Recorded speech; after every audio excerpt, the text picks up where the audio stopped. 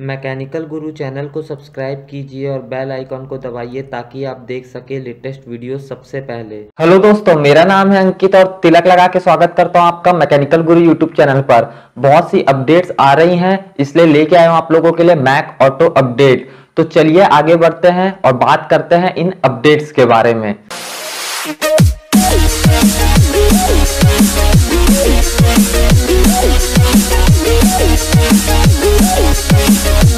भाई लोग, इस वीडियो को मैं कल डालना चाहता था, लेकिन मौसम बदलने के कारण कल मेरी थोड़ी सी तबीयत खराब हो गई करके कुछ मैं काम कल कर नहीं पाया, तो ये वीडियो आप लोगों को देरी से मिल रही है, इसलिए सॉरी। पहली अपडेट के बारे में बात करते हैं, आ रही है आरआरबी ग्रुप डी रिक्रूटमेंट की तरफ से। जैसा कि आप लोग जानते हैं, आरआरबी ग्रुप डी का जब पहला नोटिफिकेशन आया उसमें ज्यादातर पोस्ट के लिए आईटीआई वाले ही एलिजिबल थे।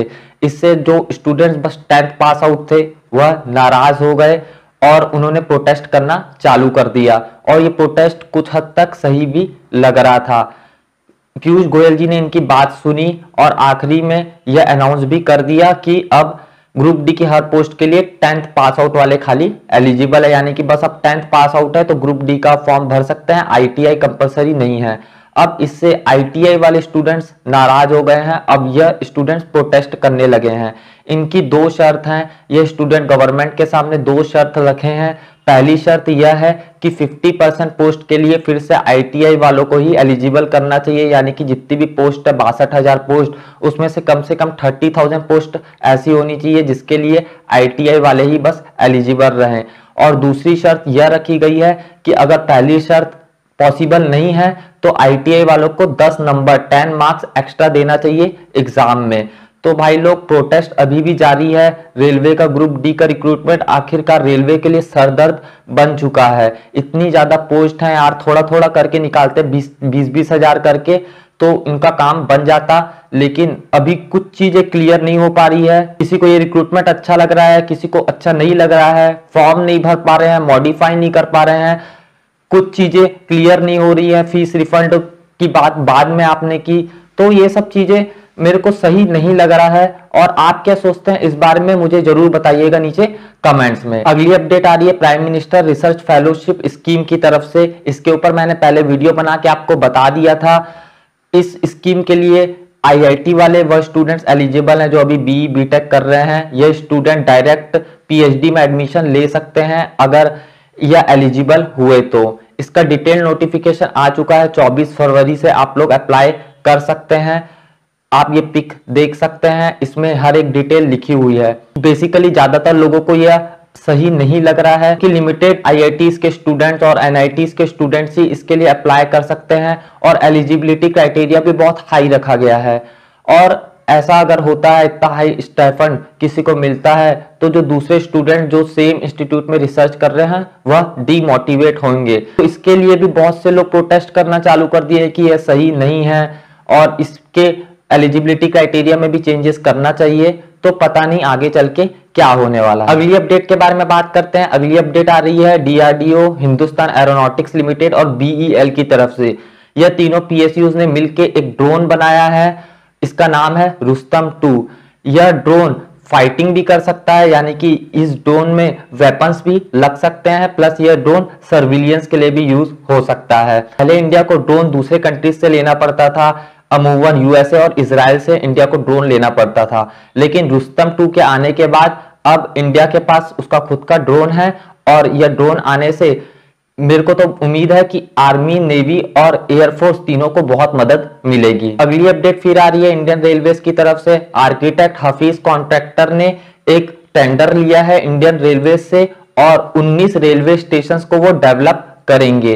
बेसिकली 19 रेलवे स्टेशन को वह मॉडिफाई करेंगे, डेवलप करेंगे, और यह काम वह फ्री में करेंगे। यह बहुत अच्छी बात है कि इंडिया में ऐसे भी लोग हैं जो इंडिया की डेवलपमेंट के लिए काम करना चाहते हैं, ना कि पर्सनल ग्रोथ के लिए। मैं भी अपने चैनल के थ्रू आप लोगों के साथ ज्यादा से ज्यादा चीजें शेयर करना चाहता हूं, और मैं आप लोगों से कोई प्रॉफिट नहीं चाहता। अगर मैं फ्यूचर में भी कभी आपसे कोई प्रॉफिट मांगता हूं या कुछ चीज मांगता हूं तो बाकायदा मेरे चैनल को आप अनसब्सक्राइब कर सकते हैं। अगली अपडेट के बारे में बात करते हैं। स्टीव जॉब्स जी की सीवी की बोली लगने वाली है। यह सीवी 45 साल पुरानी है। इसमें आप कई करेक्शंस भी देख सकते हैं। इस सीवी को खुद स्टीव जॉब्स जी ने लिखा है और इसकी बोली $45,000 के आसपास से शुरू होने वाली है। देखते हैं कि यह सीवी कितने में बिकता है। अगली अपडेट आ रही है इसरो की तरफ से। इसरो चांद में यानी कि मून में जल्दी इग्लूस बनाने वाला है। इसरो यह प्लान कर रहा है कि वह चांद में यानी कि मून में इग्लूस बनाएगा, जिससे कि फ्यूचर में जो स्पेस ट्रैवल रहेगा उसके लिए एक हॉल्ट मिल सके एस्ट्रोनॉट्स को। और जैसा कि आप लोग जानते ही हैं, चांद में बहुत सारा He3 यानी कि हीलियम-3 है। इसे हर देश चाहता है कि वो निकाले, अर्थ पर लाए और इससे पावर जनरेट करे। बेसिकली आने वाले समय में मून से ही यानी कि चांद में ही खुदाई होगी, वहां से हीलियम-3 लाया जाएगा और अर्थ में उससे एनर्जी बनाई जाएगी। तो हीलियम-3 के लिए भी सब स्पेस एजेंसी चांद पर कब्जा जमाने की कोशिश कर रही हैं। हालांकि वह ऐसा बोल नहीं रही हैं, लेकिन सब यही चाहते हैं कि ज्यादा से ज्यादा हीलियम-3 उनके कब्जे में आ जाए। अभी बहुत बड़ी अपडेट आ रही है भूषण स्टील की बिडिंग को लेकर। जैसा कि आप लोग जानते हैं, टाटा स्टील और JSW भूषण स्टील को खरीदने में अपना पूरा इंटरेस्ट दिखा रहे हैं। लेकिन यूके की एक कंपनी है जिसका नाम है लिबर्टी हाउस, यह जल्दी NCLT यानी कि नेशनल कंपनी लॉ ट्रिब्यूनल में जाने वाली है और इनका ऐसा कहना है कि इन्हें बिडिंग में पार्टिसिपेट नहीं करने दिया जा रहा है। COC यानी कि कंपनी ऑफ क्रेडिटर्स का कहना है कि 8 फरवरी आखिरी डेट थी बिडिंग के लिए फॉर्म सबमिट करने की। लिबर्टी हाउस ने यह नहीं किया, जबकि लिबर्टी हाउस का कहना है कि उन्होंने 6 फरवरी को ही अपनी बिडिंग की रिपोर्ट सबमिट कर दी थी। तो ये सब चीज क्या हो रही है, कुछ समझ में नहीं आ रहा है। देखते हैं भूषण स्टील को कौन खरीदता है और भूषण स्टील के ऊपर इतना सारा कर्जा है, यह कैसे नेशनल कंपनी लॉ ट्रिब्यूनल वापस निकालता है। अगली अपडेट आ रही है IIT खड़गपुर के बायोटेक्नोलॉजी डिपार्टमेंट की तरफ से। यहाँ पे 2 स्टूडेंट्स ने मिलकर पेपर बैटरी बनाई है।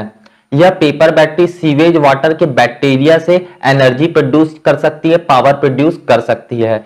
एकदम सिंपल तरीके से ये पेपर बैटरी बनाई गई है। इस पेपर बैटरी में कैथोड के रूप में एयर का यूज किया जा रहा है, जबकि एनोड के रूप में कॉमन से कार्बन के मटेरियल का यूज किया जा रहा है। आने वाले समय में देखने वाली बात होगी कि सीवेज वाटर से हम किस तरह इन बैटरीज का यूज करके एनर्जी अपने लिए प्रोड्यूस करते हैं। बहुत सारे ऑप्शन धीरे धीरे हमारे पास निकल के आते जा रहे हैं और आने वाले समय में एनर्जी के कई और फॉर्म्स हमें देखने को मिल सकते हैं या फिर एनर्जी के कई और सोर्सेज भी हमें देखने को मिल सकते हैं। तो दोस्तों यही थी कुछ अपडेट्स जो मैं आपको बताना चाहता था। मुझे उम्मीद है कि आपको ये वीडियो पसंद आया होगा। अगर पसंद आए तो इस वीडियो को लाइक जरूर करना भाई लोग। एक लाइक आप कर देंगे, उससे मुझे मोटिवेशन बहुत मिलेगी।